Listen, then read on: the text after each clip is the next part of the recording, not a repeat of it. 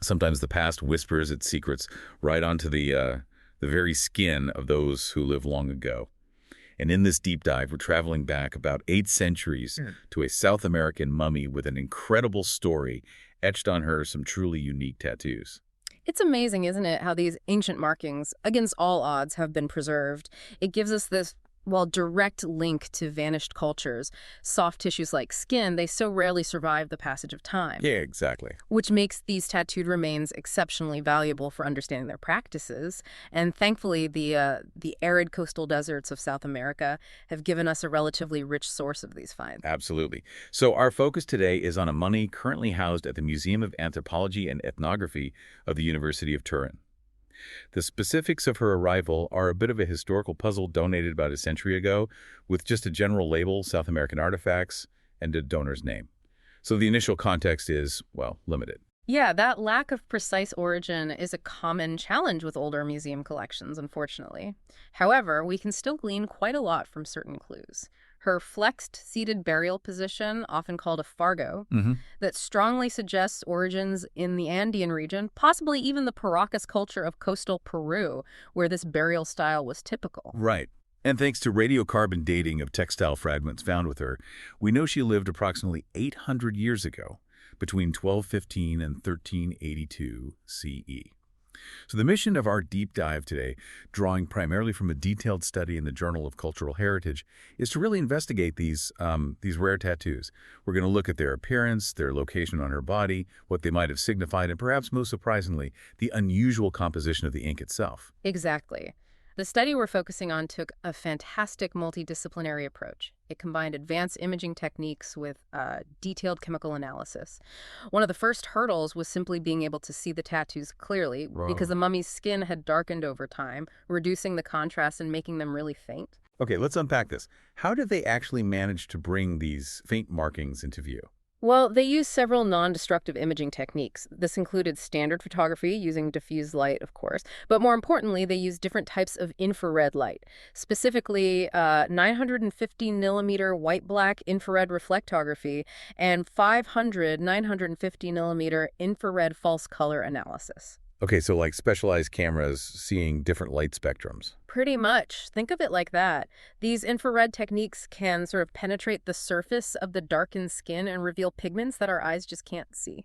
So it's like peering beneath the surface with specialized light. And what did these advanced tools reveal? They revealed a set of 3 straight dark lines on the mummy's right cheek. On the cheek, wow. Yeah. These lines were quite long, about 6 centimeters, running from her mouth towards her ear, and were fairly widely spaced. And what's intriguing is that there was also evidence suggesting a possible symmetrical set of lines on her damaged left cheek. Oh, really? Yeah, showing a similar stroke thickness and how opaque they appeared under infrared light. Cheek tattoos, you say. That immediately strikes me as quite unusual. Is that generally the case? It is indeed. While we know tattooing was practiced in ancient South America, and we've found many mummies with tattoos, cheek tattoos appear to be less common. Or, as the study suggests, may be underreported simply because well-preserved facial skin might be rarer to find and analyze. That makes sense. These 3-line tattoos are considered relatively unique in the ancient Andean region. The study points to maybe a couple of other examples. 2 X-shaped marks on a mummy from the Mayas Chiribayas culture, and 4 strokes on a ceramic statuette, both from the Paracas region. But these are quite different from the Turin mummy's markings. It really highlights their rarity. The unusual placement on the cheeks, it makes you wonder if they held a very specific meaning or were perhaps indicative of a certain status or, I don't know, a life event. While the sources don't offer definitive speculation for this specific mummy, the rarity itself suggests significance. So the placement itself is a bit of an outlier. What about the other tattoo they found? Yes, on her right wrist, they discovered an S-like mark about 2.5 centimeters long. This one wasn't visible at all under normal diffused light, but was clearly revealed by the infrared imaging. Now, wrist tattoos, the study mentions, are not as unusual in South American mummies of this period. So what makes this one stand out? Right. While wrist tattoos aren't uncommon, the defining feature of this S-like mark is its simplicity. Many of the previously documented tattoos on hands, wrists, forearms, feet, They tend to be much more elaborate, featuring complex patterns. Oh, okay. The study references the work of several researchers who've documented these intricate limb tattoos, and while there are maybe distant similarities to S motifs found in southern Peruvian mummies and in pre-Columbian ceramics and textiles, this solitary S-like mark is unique as a tattoo on mummy skin in the Andean region so far. Interesting. It's this combination of a common location with an unusually simple design that makes it noteworthy. So, moving from the unusual location to the intriguing simplicity of the wrist tattoo leads us to what I think is the most surprising part of this discovery, right? What did they find out about the ink itself? Because the composition could potentially tell us even more. Absolutely. That's where it gets really fascinating. Initially, the infrared reflectography suggested a carbon-based pigment. Which is what you'd expect. Exactly. Yeah. That aligns with the common assumption that ancient black tattoo ink was made from charcoal or soot. However, to get a definitive answer, they performed a series of sophisticated chemical physical analyses. This included in situ X-ray fluorescence, or XRF, Okay. which essentially let them identify the elements present in the ink without removing large samples. Then Orman spectroscopy, which uses a laser to vibrate the molecules in the ink and create a unique fingerprint to identify the specific compounds, like magnetite. Right. And also scanning electron microscope coupled with energy dispersive X-ray analysis, SIM-EDX, which gave them a really close-up view of the ink particles and let them confirm the elemental composition. And the results were not what they expected. Precisely, a real departure. The analysis revealed that the primary component of the black ink was magnetite, Fe3O4. Magnetite. Yeah, it's a black, metallic, and magnetic form of iron ore. They also found other iron-rich pyroxene silicates, possibly augite, present in the ink. This really forces us to reconsider our understanding, you know. We often think of ancient technologies as being limited to readily available organic materials like charcoal. The intentional use of magnetite suggests a level of material knowledge and perhaps even a specific cultural value placed on this mineral that we hadn't previously considered. Magnetite. That's definitely not the first thing that comes to mind when you think of ancient tattoo ink. Not at all. As the study emphasizes, charcoal is generally assumed to be the go-to black pigment in ancient cultures. Our historical accounts, ethnographic observations, they often point to soot or lamblack. The fact that this ink is primarily magnetite is a significant departure from that assumption. The study also mentioned finding other elements during the XRF analysis. What was the context there? Just contamination or? Well, some might be.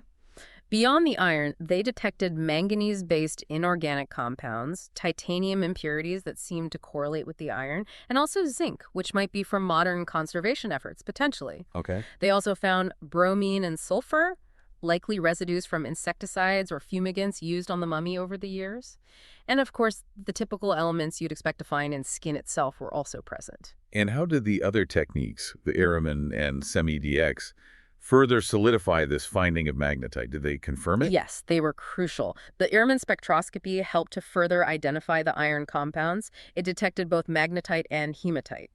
Interestingly, the laser used in the Raman analysis can actually cause magnetite to transform into hematite, which is another iron oxide, and they found evidence of both. I see. Then, the SEM-EDX analysis provided that closer look at the elemental composition of the ink particles, confirming the presence of iron, calcium, magnesium, and silicon, consistent with the presence of augite, that iron-rich pyroxene silicate we mentioned. The study also points out that sources of augite, often associated with magnetite, can be found in South America, specifically in Peru. So it seems like they've built a really strong case for this magnetite-based ink. And the study makes a point of emphasizing the intentional absence of charcoal as the only pigment. That's a crucial point. While they can't completely rule out the possibility of very small amounts of carbon-based materials, maybe unintentionally introduced during pigment preparation. Right, trace amounts. Exactly. But the overwhelming evidence points to magnetite as the primary and deliberately used ingredient for the black ink. It's also worth noting, while one other study on the Lady of Cow mummy did identify an inorganic pigment, a ferrous oxide, that was for bluish-black tattoos, not black like these. Okay, so this is different. Yes. So the use of magnetite in this way for black tattoos is indeed a novel finding for South American mummies. The choice of such an unusual material, it raises questions, doesn't it? Was it just readily available in their environment? Did it hold any symbolic value, perhaps related to strength or durability, given its metallic nature? Yeah. These are the kinds of questions this discovery opens up. This is really shifting our understanding of ancient tattoo practices. It makes you wonder about the purpose and meaning of these tattoos, especially with such a unique ink composition and the rare cheek placement. This raises an important question, and unfortunately, we can only really speculate at this point. The fact that the tattoos are located on typically uncovered areas, the cheeks and the wrist, does suggest a decorative or communicative function. They were likely meant to be seen. But deciphering that communication across so many centuries, that's a significant challenge, isn't it? Absolutely. Interpreting the meaning of ancient tattoos is incredibly complex. We currently don't have enough information to definitively assign a medical or therapeutic purpose to these specific designs, nor can we firmly link them to a particular cultural group based on existing knowledge of Andean iconography. As the study concludes, based on our current understanding of skin markings in the region, the Turin mummy's tattoos are quite unique in their cultural classification. Given how unusual these cheek markings are, have researchers explored any potential cultural significance of facial tattoos in Andean cultures of this period? Even if we don't have a definitive answer for this mummy, are there broader patterns that might offer clues? So, to kind of bring together the threads of this fascinating deep dive, we've explored a South American mummy with these surprisingly simple cheek and wrist tattoos, which are themselves quite rare in terms of the cheek placement.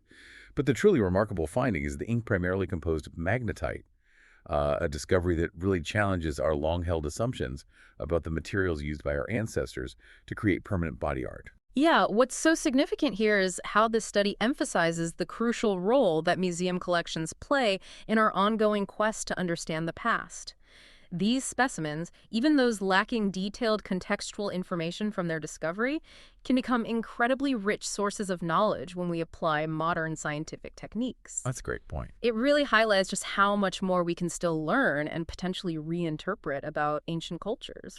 It truly does. It makes you contemplate, what other invisible stories might be silently preserved, etched onto the remains of the past, just waiting for new technologies and interdisciplinary approaches to bring them to light. What current assumptions do we hold about the past that future analysis might completely overturn? It's a powerful reminder that our understanding of history is a dynamic and, ever-evolving process.